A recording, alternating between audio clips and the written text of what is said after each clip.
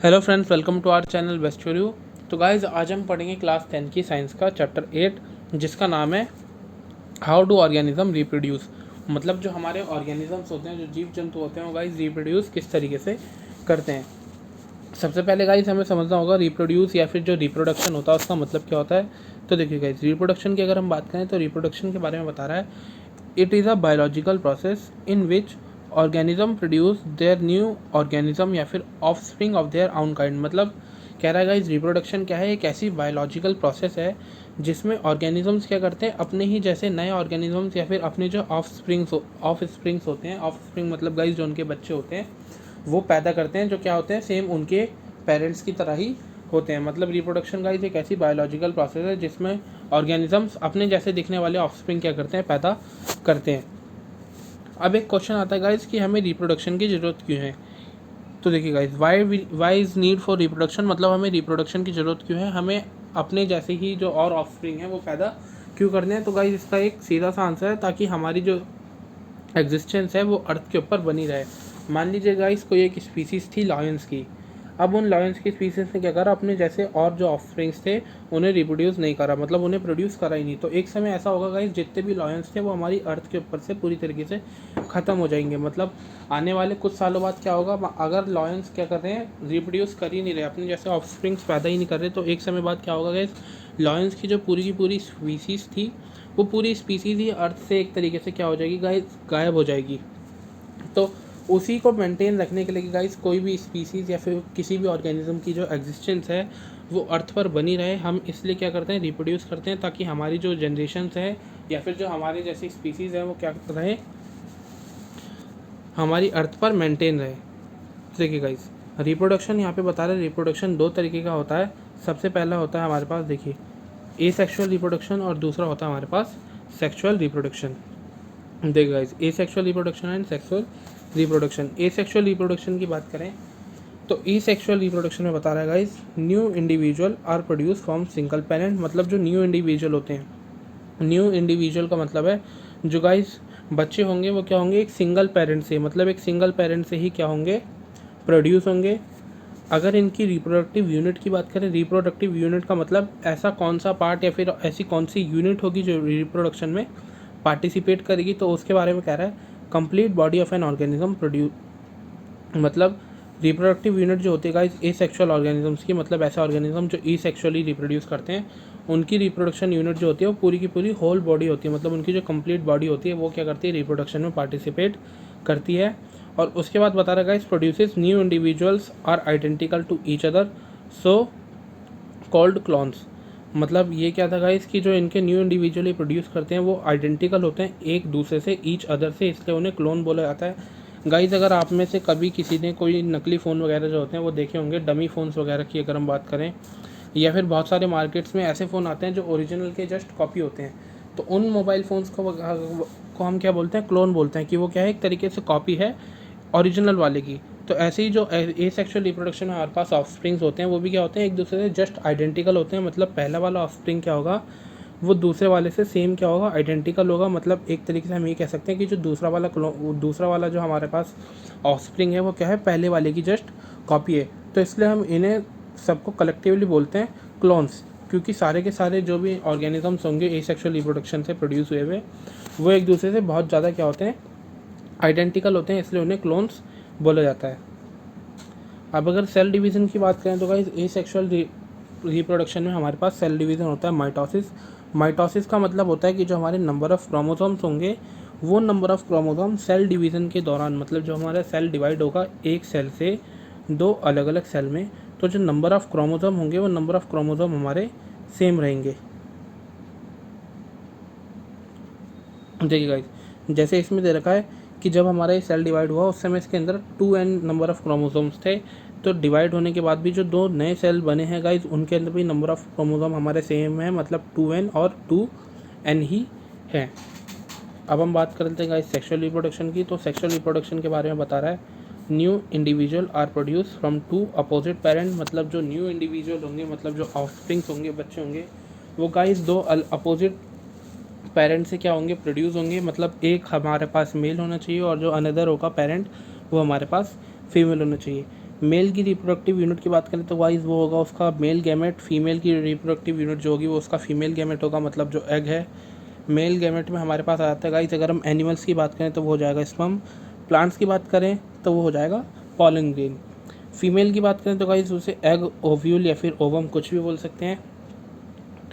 अब देखिए guys, produce new individual but not identical to each other, मतलब जो इनके इंडिविजुअल्स होते हैं वो एक दूसरे से आइडेंटिकल नहीं होते। आपने देखा होगा गाइस, जो ह्यूमन बींग्स या फिर एनिमल्स वगैरह में बात करें तो जो उनके ऑफस्प्रिंग होते हैं वो जस्ट सेम आइडेंटिकल नहीं होते, मतलब कभी भी ऐसा नहीं होगा गाइस कि जो एक ऑफस्प्रिंग था हमारा वो जस्ट सेम दूसरे वाले ऑफस्प्रिंग के ही जैसा दिखता हो, मतलब एक बच्चा क्या होगा दूसरे जैसे के बराबर कभी नहीं दिखेगा, मतलब दोनों के अंदर कुछ ना कुछ हमारी ऐसी चीज़ें होंगी जो पहले वाले को दूसरे वाले से अलग बनाती ही होंगी। गाइस ऐसा नहीं है कि जो जुड़वा बच्चे होते हैं वो भी जस्ट एक जैसे ही दिखते हैं, उनके अंदर भी बहुत छोटे छोटे बहुत माइनर चेंजेस होते हैं, लेकिन हमारा जो कभी भी ऐसा नहीं होता कि जो एक ह्यूमन बीइंग है वो जस्ट सेम दूसरे वाले की भी बराबर दिखेगा। अगर जुड़वा बच्चों की भी बात करें तो उनके बीच में भी थोड़ी बहुत हमारे पास माइनर डिसिमिलैरिटीज़ होती हैं जो एक दूसरे को उन दोनों को आपस में अलग बना देती हैं। इसके सेल डिवीज़न की बात करें तो गाइस इसमें जो सेल डिवीज़न होता है वो हमारे पास मियोसिस होता है। मियोसिस का मतलब है कि जो हमारे नंबर ऑफ़ क्रोमोसोम होंगे वो डिवाइड हो जाएंगे। जैसे मेल के नंबर ऑफ़ क्रोमोसोम थे हमारे पास 2n, फीमेल के भी नंबर ऑफ़ क्रोमोसोम हमारे पास जो सेल में थे वो थे 2n। तो दोनों के बीच में क्रॉस हुआ, क्रॉस होने के बाद क्या होगा गाइस, मियोसिस डिवीज़न होगा, मतलब हमारा जो ये सेल था ये सेल ब्रेक डाउन होगा। तो देखिए एक सेल ये ब्रेक डाउन हो गया, दूसरा सेल ये ब्रेक डाउन हो गया। दोनों के बीच में हमारे नंबर ऑफ़ क्रोमोसोम देखें तो पहले n 2n थे, अब दोनों में सिर्फ और सिर्फ n और n बचे हैं, मतलब नंबर ऑफ़ क्रोमोसोम क्या होगा गाइस, डिवाइड हो गए। तो इसी को बोलते हैं हम मियोसिस, जिसमें हमारे नंबर ऑफ़ क्रोमोसोम्स क्या होंगे, डिवाइड हो जाएंगे, मतलब नंबर ऑफ़ क्रोमोसोम हमारे चेंज हो जाएंगे। फीमेल का भी गाइस देखिए हमारे पास एग था, इसमें अभी हमारे पास इनिशियली देखें तो नंबर ऑफ़ क्रोमोसोम 2n है, जब ये डिवाइड होगा तो इसमें भी नंबर ऑफ़ क्रोमोसोम्स क्या हो जाएंगे, n। फिर ये दोनों गाइस आपस में क्या करेंगे, क्रॉस करेंगे। क्रॉस करने के बाद जो हमारे पास नया सेल मिलेगा उसमें क्या होगा, एक मेल का n क्रोमोसोम होगा, फीमेल का भी n क्रोमोसोम होगा, दोनों मिलके क्या बना लेंगे, 2n वाला क्रोमोसोम बना लेंगे। जो ही एक 2n नंबर ऑफ़ क्रोमोसोम वाला क्या करेंगे गाइस, वो एक सेल बना लेंगे, जो हमारा किस में जाएगा, जो न्यू इंडिविजुअल होगा उसके अंदर वो प्रेजेंट होगा, मतलब जो हमारा ऑफस्प्रिंग होगा उसके अंदर कौन सा सेल प्रेजेंट होगा, 2n नंबर ऑफ़ क्रोमोसोम वाला, जिसमें एक n मेल से आया है और दूसरा वाला जो n है वो फीमेल से आया है। अब गाइस अगर हम ए सेक्शुअल रिप्रोडक्शन की बात करें तो ए सेक्शुअल रिप्रोडक्शन बहुत सारे तरीके का होता है। तो देखिए गाइस, ए सेक्शुअल रिप्रोडक्शन के बारे में बता रहा है। ए सेक्शुअल रिप्रोडक्शन में आ जाता है हमारे पास फिजन की बात करें तो गाइस फिजन दो तरीके का होता है, पहला बाइनरी फिजन, दूसरा मल्टीपल फिजन। फिर आ जाता है हमारे पास फ्रेगमेंटेशन, उसके बाद आता है गाइस बडिंग के बाद आता है गाइस रीजनरेशन, फिर spore formation and then vegetative propagation. Vegetative propagation की बात करें तो गाइस वेजिटेटिव प्रोपेगेशन भी बहुत सारे अलग अलग पार्ट्स में डिवाइडेड होती है, दो तरीके की होती है वेजिटेटिव प्रोपेगेशन हमारी। पहला होता है नेचुरल मेथड एंड जो अनदर है वो है हमारे पास आर्टिफिशियल मेथड। नेचुरल मेथड की बात करें तो नेचुरल मेथड बाय रूट्स से हम कर सकते हैं, बाय लीफ हम कर सकते हैं, या फिर बाय स्टेम, मतलब रूट से कर सकते हैं हम उसे। वेजिटेटिव प्रोपेगेशन का मतलब है गाइस किसी भी प्लांट के एक छोटे से पार्ट से क्या करना है, एक नया प्लांट जनरेट करवा देना। तो नेचुरली तो हो गए जो हम नेचुरली मतलब बिना किसी और चीज़ के कर सकते हैं। जैसे हमने एक प्लांट लिया, उसकी रूट ली, रूट को हमने क्या करा, ज़मीन के अंदर गाड़ दिया, जिससे क्या होगा, जो हमारा नया प्लांट होगा वो जस्ट उस पहले वाले प्लांट की रूट से ही हमारे पास प्रोड्यूस हो जाएगा।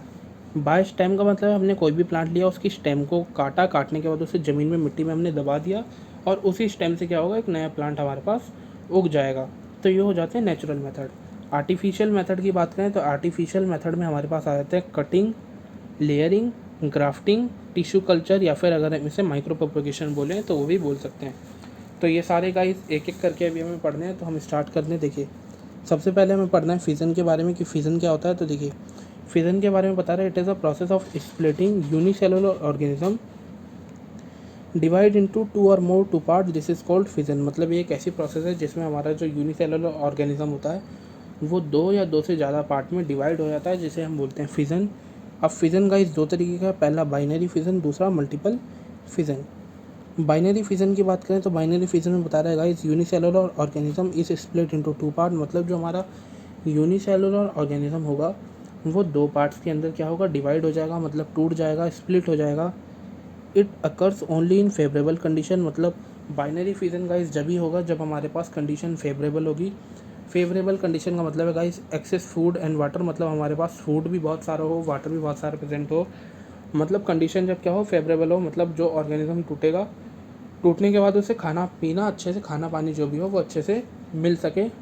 तो उस समय क्या होता है गाइस, बाइनरी फिजन। इसका एग्जांपल है अमीबा, कि अमीबा क्या हुआ, देखिए गाइस जो हमारा अमीबा था वो दो हिस्सों में टूट गया जैसे ही उसे पता चला कि कंडीशन क्या है, फेवरेबल है। लेकिन इसी जगह अगर हम बात करें गाइस मल्टीपल फिजन की, तो मल्टीपल फिजन में ऐसा नहीं होता। मल्टीपल फिजन में हमारे जो ऑर्गेनिज्म है वो स्प्लिट होता है मोर देन 2 पार्ट्स में, मतलब 2 या 2 से ज़्यादा पार्ट्स में क्या होगा, वो स्प्लिट होगा। और ऐसा कब होगा, जब हमारी इट अकर्स इन फैब्रिक,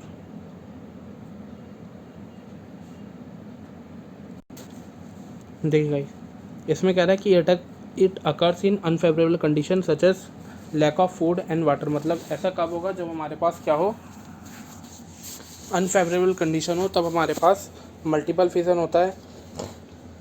इसका एग्जांपल है इस प्लाज्मोडियम। प्लाज्मोडियम में क्या होगा, प्लाज्मोडियम क्या करता है, अपने अराउंड एक वॉल बना लेता है जिस वॉल को हम बोलते हैं सिस्ट वॉल।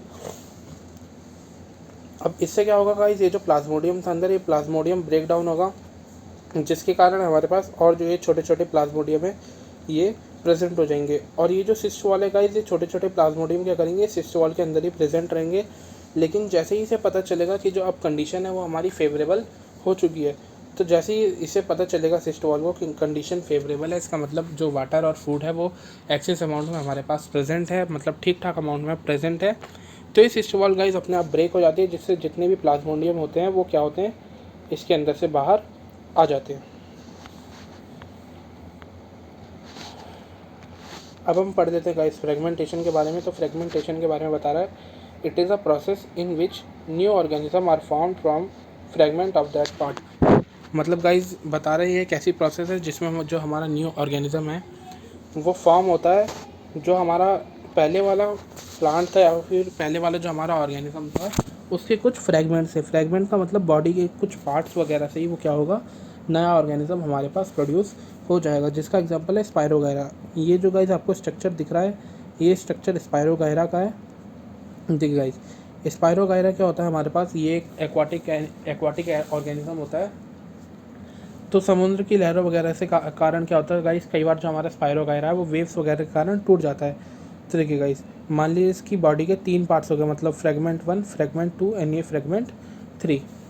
तो ये फ्रेगमेंट्स क्या करते हैं गाइस, धीरे धीरे आगे चल के जैसे इन्हें कंडीशंस वगैरह, मतलब सारी फेवरेबल कंडीशंस मिलती हैं, ये धीरे धीरे जो इसके छोटे छोटे फ्रेगमेंट्स से, मतलब ये वाला पार्ट हो गया, ये वाला पार्ट हो गया और ये पार्ट हो गया, ये तीनों पार्ट क्या होंगे गाइस, आगे चल के दोबारा एक बड़ा स्पायरोगायरा में कन्वर्ट हो जाएंगे। और ये फिर जो बड़े स्पायरोगायरा थे, ये मान लीजिए फिर दोबारा कभी टूट गए, तो इनके जो छोटे छोटे पार्ट्स होंगे, देखिए गाइस इनके भी ये जो छोटे छोटे पार्ट्स होंगे, छोटे छोटे पार्ट्स भी क्या होंगे, आगे चल के फिर बड़े एक स्पायरोगायरा में कन्वर्ट हो जाएंगे। अगर हम बात करें बडिंग की, तो गाइस बडिंग में बता रहे हैं it is a process in which new individual is found from a bud. Bud का मतलब होता है गाइस एक आउट ग्रोथ, मतलब बॉडी में क्या होगा, किसी भी ऑर्गेनिज्म की बॉडी में एक आउट ग्रोथ हो जाएगी, जिसके कारण क्या होगा, एक नया ऑर्गेनिज्म हमारे पास प्रोड्यूस होने लगेगा। तो बडिंग में बता रहा है guys it is a process in which new individual is found from a bud, मतलब एक ऐसी प्रोसेस होती है जिसमें जो नया इंडिविजुअल होता है, मतलब नया जो ऑफस्प्रिंग होगा वो हमारे पास एक बर्ड से क्या होगा, प्रोड्यूस होगा। एग्जाम्पल है इसका हाइड्रा मान लीजिए गाइस हमारे पास एक हाइड्रा ये प्रेजेंट है। तो इस हाइड्रा की बॉडी में क्या होगा, पहले एक छोटा सा बर्ड बनेगा, फिर वो बर्ड धीरे धीरे करते करते क्या हो जाएगा गाइस, ग्रो हो जाएगा। तो एक समय बाद क्या होगा, ये जो बर्ड है गाइस ये इतना बड़ा हो जाएगा कि वो इस हाइड्रा की ये जो बॉडी थी यहाँ से टूट कर गिर जाएगा। तो जब ये गाइस इसकी बॉडी से टूट के गिरेगा, तब तक ये इतना बड़ा हो चुका होगा कि ये अपने आप में क्या बन चुका होगा, एक पूरा जो हमारे पास मैच्योर हाइड्रा होता है वैसा बन चुका होगा। तो देखिए गाइस ये जो हमारे पास हाइड्रा था ये बना किससे, पहले एक छोटा सा बर्ड था, धीरे धीरे डेवलप हुआ, डेवलप होते होते क्या हुआ, वो एक बड़े हाइड्रा के अंदर कन्वर्ट हो गया। तो इसे बोलते हैं हम बडिंग। रीजनरेशन की बात करें तो गाइस रीजनरेशन में बता रहे हैं इट इज़ एबिलिटी ऑफ सब organism in which organism breaked part can regenerate their lost body part, मतलब गाइस एक ऐसी एबिलिटी होती है कुछ ऑर्गेनिज्म की देखिए गाइस, जिस एबिलिटी के कारण वो क्या कर पाते हैं, अपनी बॉडी के मान लीजिए कुछ ऑर्गेनिजम्स ऐसे होते हैं, जैसे अगर हम बात करें लिजार्ड वगैरह की, जो छिपकली वगैरह होती हैं, आपने देखा होगा कई बार अगर उनकी पूंछ कट जाती है तो वो क्या होता है, कुछ समय बाद उनकी छिपकली वगैरह की जो पूंछ होती है लिजार्ड्स वगैरह की, वो थोड़े समय बाद खुद अपने आप ही वहाँ पे क्या होती है, ग्रो कर जाती है। मतलब वो जो पूंछ थी वो दोबारा उनकी उग जाएगी, वहीं पर बड़ी हो जाएगी।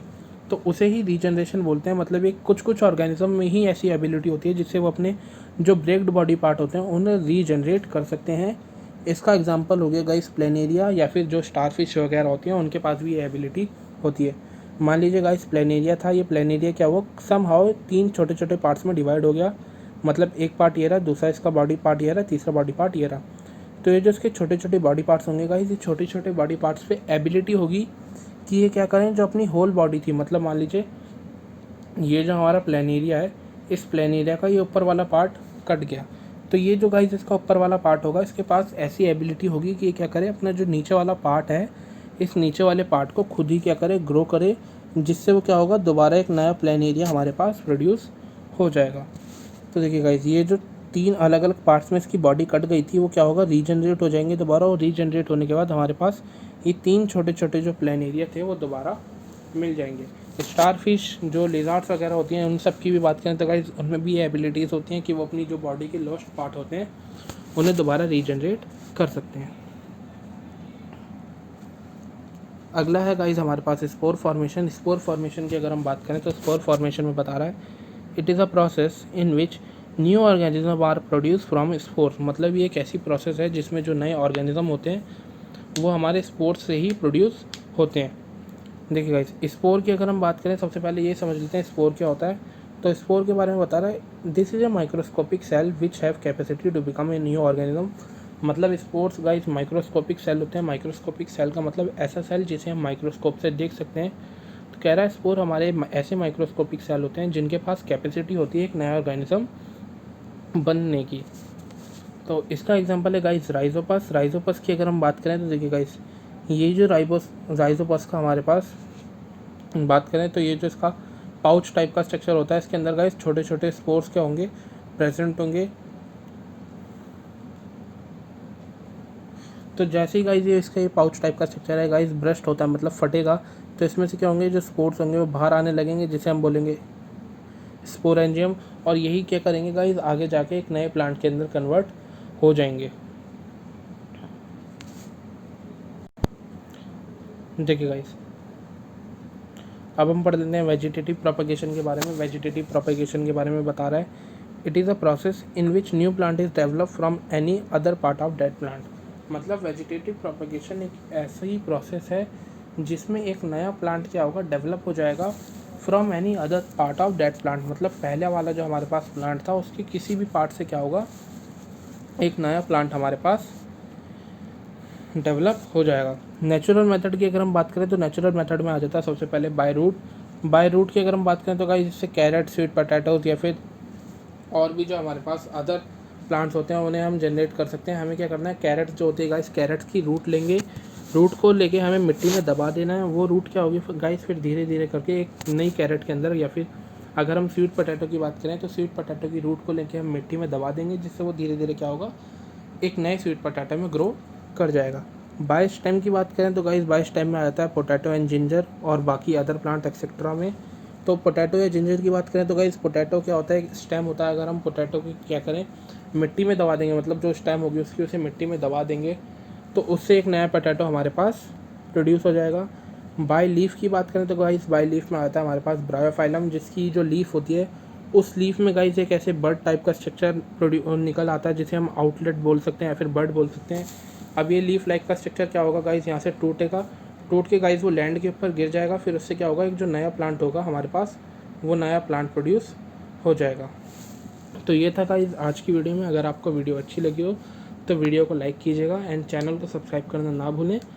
Thanks for watching.